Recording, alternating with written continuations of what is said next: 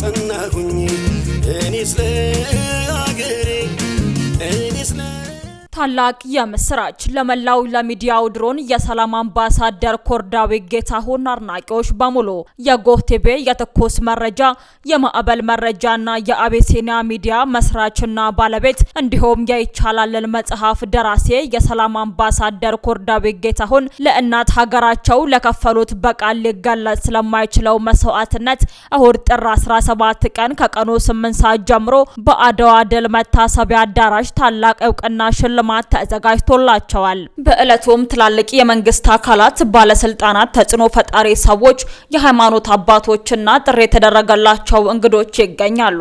እርሶም በእለቱ በዚህ ታላቅ የሽልማት ፕሮግራም ላይ ያለምንም የመግቢያ ክፍያ ታዳሚ የሆኑ ዘንድ ተጋብዘዋል። በእለቱም የአድዋ ድል መታሰቢያ ሙዚየምን በነጻ የመጎብኘት እድል ተመቻችቷል። ኑ የሚዲያው ድሮንን እናክብር።